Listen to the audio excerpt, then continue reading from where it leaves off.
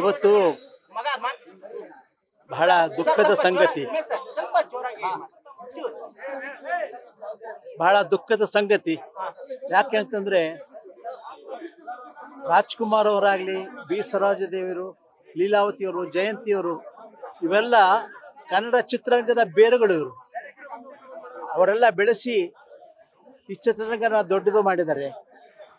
ನಮಗೆ ಇದು ಅವರು ಕೊಟ್ಟ ನೆರಳು ನೋಡಿ, ಅವರು ಸಾಕಿದ್ದು ಅಂದರೆ ಈ ಚಿತ್ರರಂಗನ ಅಷ್ಟು ಚೆನ್ನಾಗಿ ಬೆಳೆಸಿದ್ರು ಅವಾಗಿನ ಕಾಲದಲ್ಲಿ. ಅದನ್ನು ನಾವು ಮರೆಯೋದಕ್ಕಾಗಲ್ಲ. ಸರೋಜಾದೇವಿಯವ್ರ ಜೊತೆ ಭಾಗ್ಯವಂತರು ಚಿತ್ರದಲ್ಲಿ ಪಾತ್ರ ಮಾಡಿದ್ವಿ. ಆಮೇಲೆ ಕಥಾ ಸಂಗಮದಲ್ಲಿ ಸಹಿತ ಪಾತ್ರ ಮಾಡಿದ್ವಿ. ಅದರಲ್ಲಿ ನನ್ನ ಪಾತ್ರ ನೋಡಿ ಸರೋಜಾದೇವಿಯವರು, ಉಮೇಶ್ ಅವರು ಎಷ್ಟು ಚೆನ್ನಾಗಿ ಪಾತ್ರ ಮಾಡಿದ್ರಿ ಅಂತ. ನಾನಂದೆ ನಾನು ಮಾಡಿಸಲಿಲ್ಲ, ಪುಟ್ಟಣ್ಣವ್ರು ಮಾಡಿಸಿದ್ದಾರೆ. ಆದರೂ ಸಹಿತ ನಿಮ್ಮ ಒಂದು ಪ್ರತಿಭೆ ಇದೆಯಲ್ಲ, ಅದು ಭಾಳ ಚೆನ್ನಾಗಿದೆ.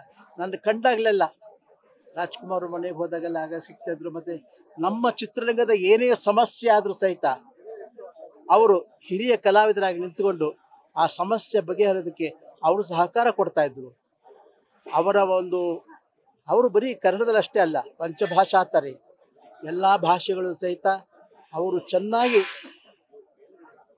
ಅಭಿನಯಿಸಿ ಅವರ ಕೊಡುಗೆ ಕೊಟ್ಟಿದ್ದಾರೆ.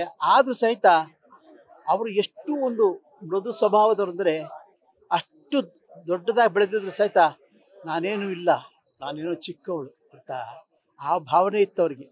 ಎಲ್ಲೇ ಕಡಲಿ, ಯಾರೇ ಆಗಲಿ, ನಾನಷ್ಟೇ ಅಲ್ಲ, ಯಾರೇ ಆಗಲಿ ಬಂದರೂ ಸಹಿತ ಅವ್ರನ್ನ ಬಹಳ ಚೆನ್ನಾಗಿ ನಗನಗುತ್ತಾ ಸಂತೋಷ ಮಾತಾಡೋರು.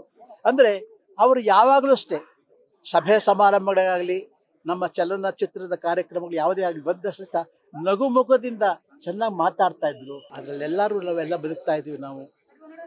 ಭಗವಂತ ಅವರ ಸರೋಜಾದೇವಿಯ ಆತ್ಮಕ್ಕೆ ಶಾಂತಿ ಕೊಡಲಿ. ಅವರ ಮೊದಲನೇ ಚಿತ್ರ ಮಹಾನ್ ಕವಿ ಕಾಳಿದಾಸ ಚಿತ್ರ ಬಿಡುಗಡೆ ನಾವು ಗದಗದಲ್ಲಿದ್ದ 1955ರಲ್ಲಿ.